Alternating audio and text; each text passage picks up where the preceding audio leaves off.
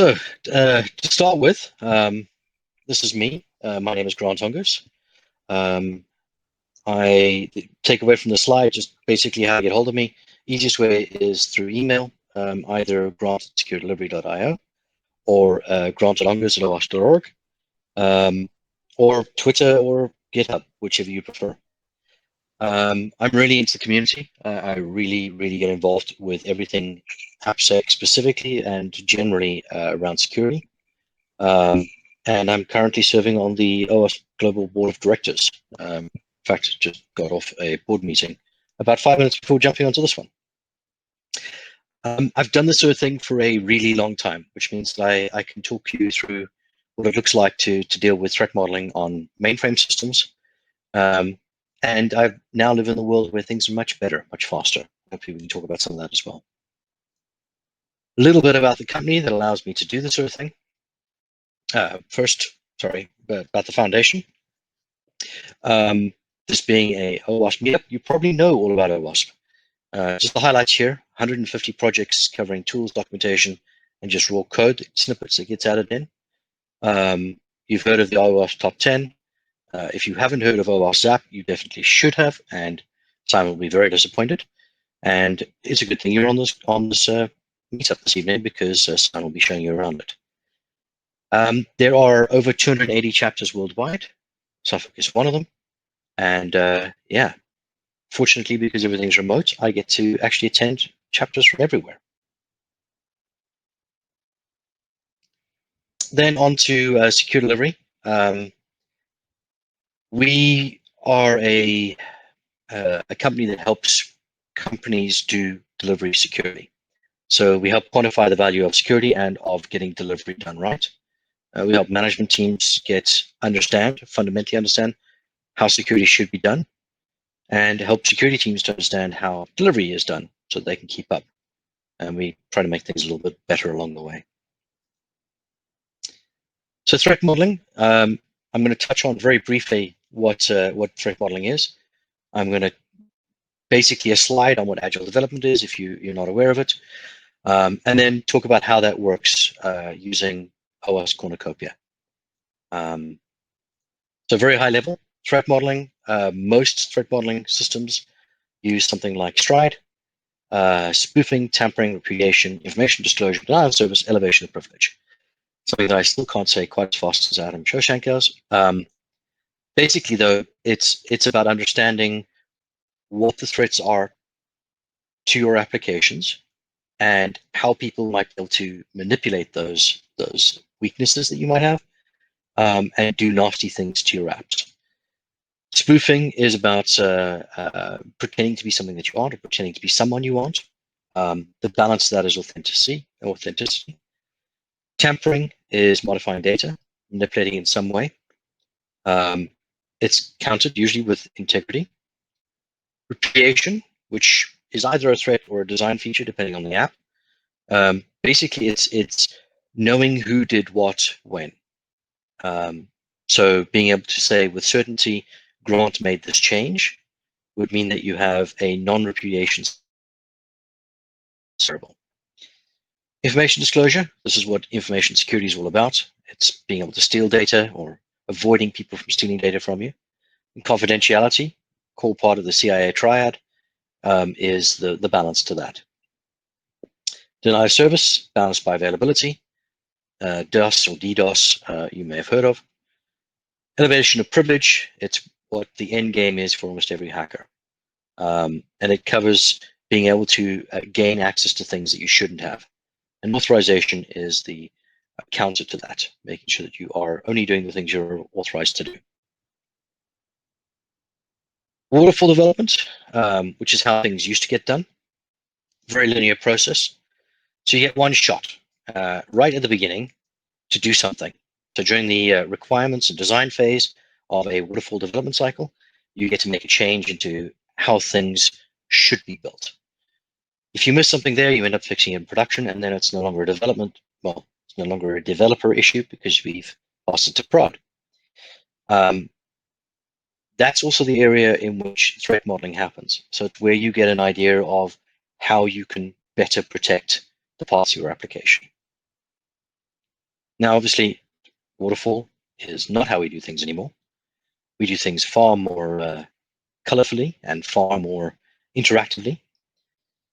So with Agile development or DevOps style development, or however you want to refer to them as, we still only get to change things here in the plan and coding aspect of building, not just in plan, because we are actually building some of the bigger structures, some of the bigger concepts of what the app's going to do as part of the actual build, part of the because it's done far more agilely. So you design what you need when you need it. We also do get to do this in a much shorter release time frame. So it's a much shorter time between us doing some planning and us coming back to doing planning again. It's not a long cycle. So we get to redo that planning again with some inputs from here, operate, and over here, and well, actually all over the place. So you can take inputs from the whole process and reuse that in the next round through. So threat modeling, that's agile. Threat modeling is about designing for security. So we design for security, but it takes time to do that. And the larger the piece of functionality that you're trying to build, so if you're building an entire application, it takes far more time. And as our product evolves, our understanding of the security requirements needs to evolve too. So I said there, it happens at design time, and it takes time, and it changes over time.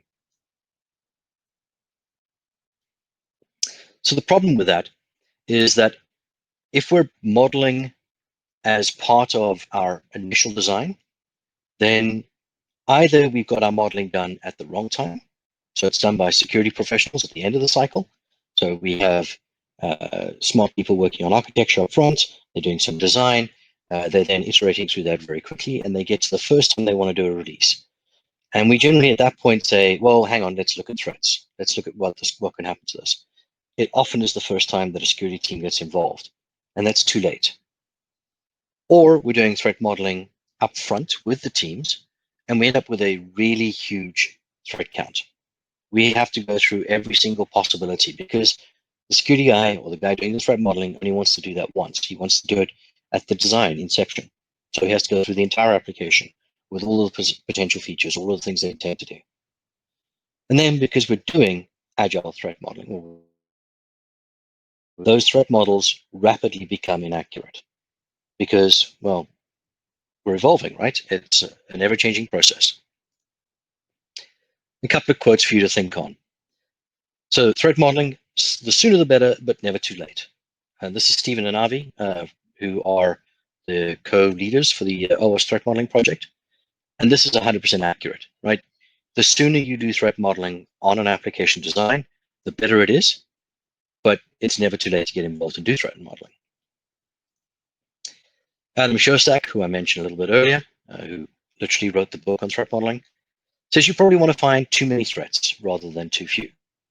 And from a security perspective, that's probably accurate, but it does tend to delay delivery to a huge degree. So Adam and I are going to have conversations around that because I'm not entirely convinced it's accurate. George Box wrote, all models are wrong, but some models are useful. And this is very accurate. Even if you have a completely, or you have a model of your threats that works today, it's a model. It's just a design. It's an idea. And it may not be 100% accurate. But some of those threat models that we design will be useful. The question is the model good enough for this particular application? So the model that we're looking at, does it work for what we need it for? Now, getting into Cornucopia a little more. So Cornucopia is, it's a game that gets played. It's not designed to be played by security professionals necessarily. It's designed to be played by developers as part of their actual processes of scrubbing stories, going through what's required. There are other gamifications of threat modeling that we might have mentioned, that I might have talked about earlier. OWASP elevation of privilege Adam Shoshak designed that. It's also an OWASP project, but it's much more focused on Stride, and it is more focused on security teams rather than on development teams. But this game, Cornucopia, what it does is it combines some excellent projects like the ASPS, the Application Security Verification Standard, the SCP, App Center, some App Sensor, Safecode, and KPEC, and it provides you with context around what those potential threats could be. So how do you get started doing it? So you start off with some idea, diagram of the functioning of the application, if you have it. If you don't, then you're going to need somewhere to draw, because you're going to be having discussions, and you probably want to draw what you mean because it's easier to explain it. Architectural designs are valuable. They're incredibly useful.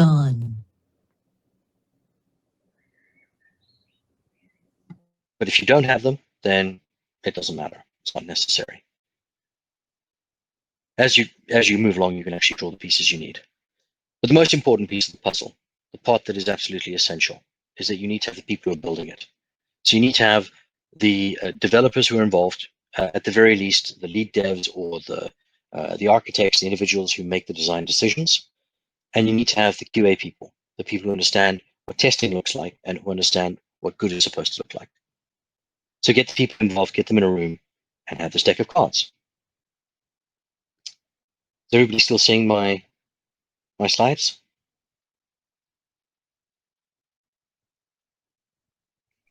Yes. Okay.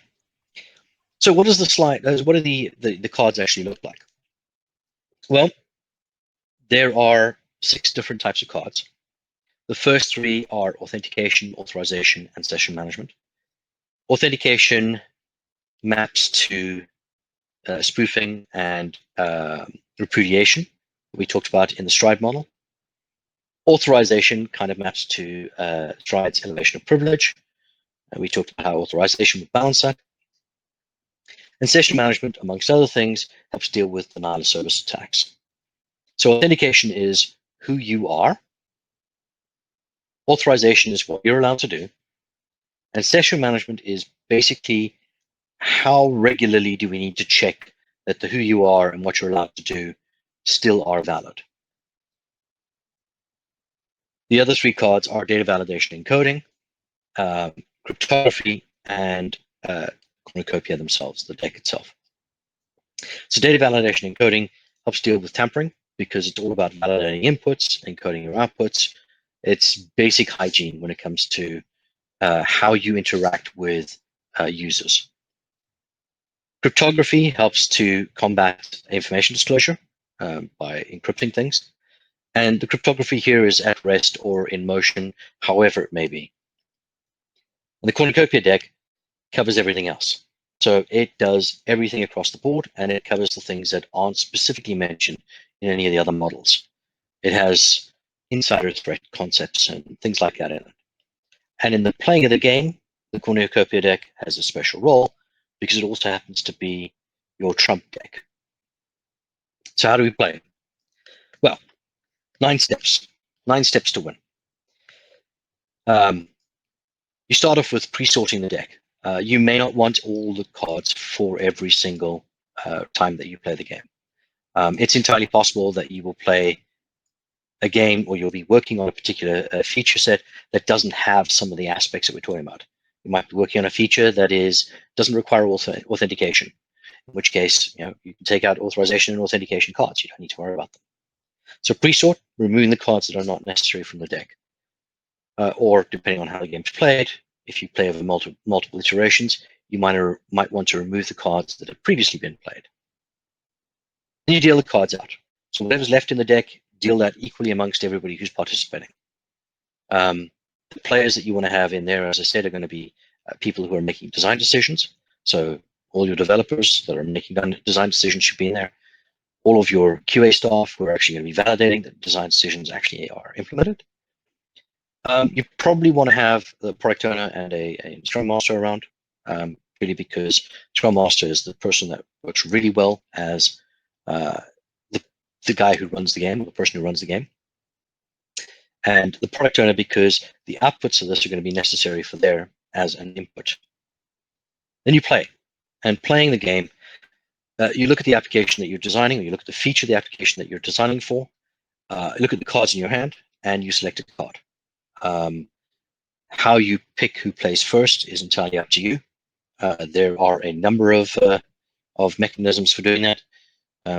Because I have a large beard, I tend to go with the guy with the biggest beard in the room, or the guy with no beard in the room. Or you can, there's another app that I have on my phone, and everybody who's ever played Cornucopia with me now has the app too, called Shiwazi. It basically allows you to do something that in the COVID-19 era is terrible. Everybody puts their fingers on your screen, and it will automatically select a finger. It's a very cool app, although post COVID-19, it seems a terrible idea to have everyone touching one phone. So now you start playing, and you play your card. You look at the card. You figure this card could potentially be an attack against the system that you're designing or that you're discussing. You describe the attack, and you use the Cornucopia tools to talk about what that attack might be. So you have access to the ASVS. There's a small snippet on the card. You have access to the SCP. You have access to all those other projects. I suggest that you have access to those projects in a larger format that you can share with everyone, because it's a bit difficult to crowd around one card. But then you describe the attack, and you convince that step by your fellow players that it's the way that it would work. This could definitely happen to our system. If we don't do something, I can potentially see an attacker using this attack. Now, they will decide whether they think you're right. There'll be discussion back and forth. You score for that. Usually, this is where the Scrum Master jumps in. They will decide that the team has determined that this is a valid attack.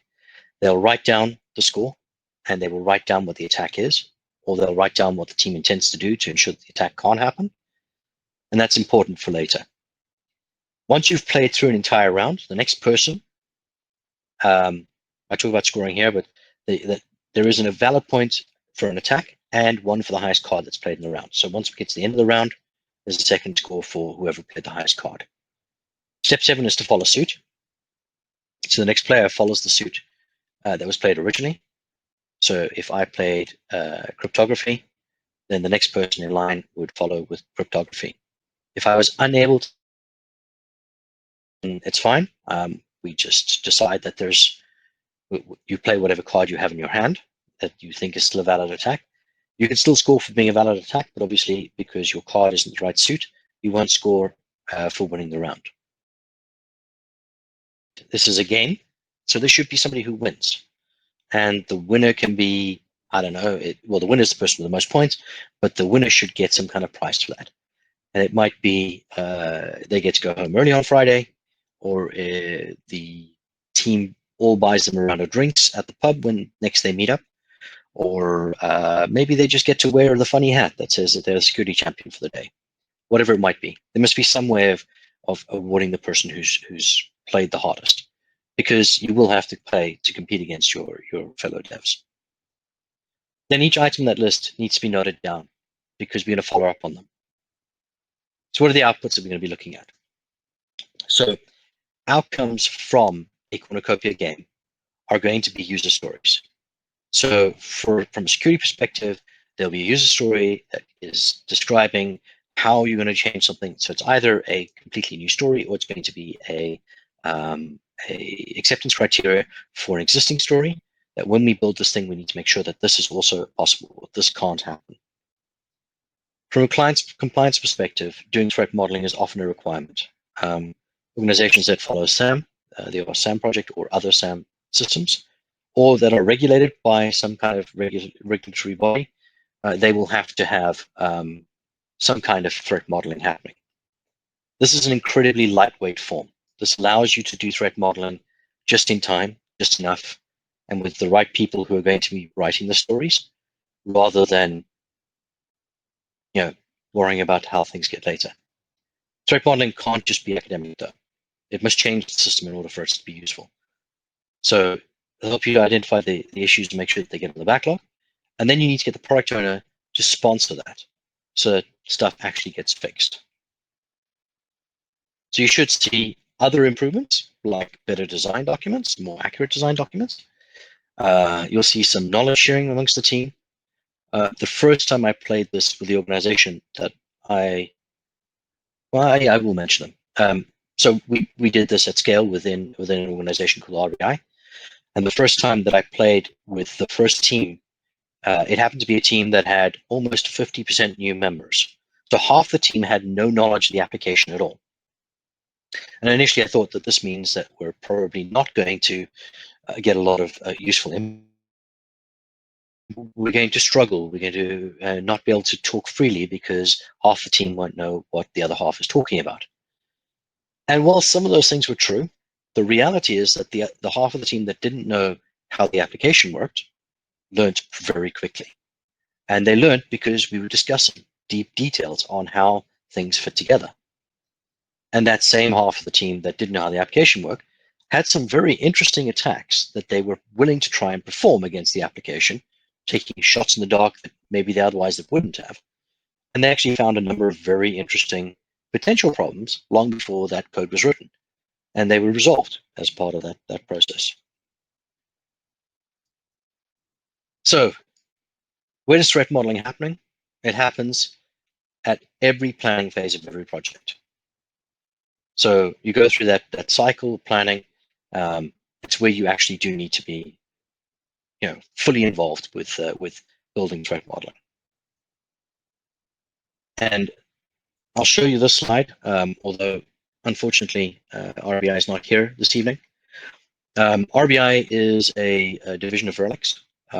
They have some 15,000 employees, which by the scaling numbers tells you that they have 1,500 devs and about 15 people doing security. So it's hard for 15 people to deal with all the security for all those developers. They solve some really complex problems. They have massive data sets. RBI is probably best known for you typing in a flight number into Google, the data that's returned to you telling whether your flight is on time or where it's landing and all the other details that you could possibly get about your flight. It comes from a company called FlightStats. It's a division of RBI. They also do a large number of other things, but they solve some complex problems. They're regulated. One of the divisions is a division called Acuity. They are part of the financial services. In fact, they provide the filters for most of the world's largest banks when it comes to tracking financial crime. So they are very regulated. And as a result, they do need to do threat modeling. And RBI is evolving all the time. It is a large organization with small teams making some very, very huge amounts of progress in small projects that fit into bigger software suites. And as a result, they need to be agile. When we did this process with the organization, we started off printing off decks of cards, going to development teams, sitting down with them, playing the game with them, teaching them how to play it, and then ensuring that they carried on that tradition. But it doesn't scale nearly as well as it should. So one of the things that RBI has done, and they've agreed to release that, so it'll be released as publicly announced and it'll be part of the project as well, is they built a training video which takes a development team through the process, shows them hands-on how it works, and explains all of the things I've explained to you tonight in a much nicer, much neater format. And so they will be making that public soon. I don't know when exactly, but it'll happen very soon. Just a quote from the CISO at RBI, Jeff Jenkins. The full quote actually reads that threat modeling with Cornucopia empowers engineers to expand their application security knowledge through allow them to move fast, more securely. And that's really what it boils down to. It allows you to move quickly as you intend to. It allows you to do delivery at the pace that you want to do it at, while still ensuring that you are doing what's necessary to ensure that thought goes into design from a security perspective. And that's me. If there are any questions, I'm happy to take them. Otherwise, Wojciech, I will hand it back to you.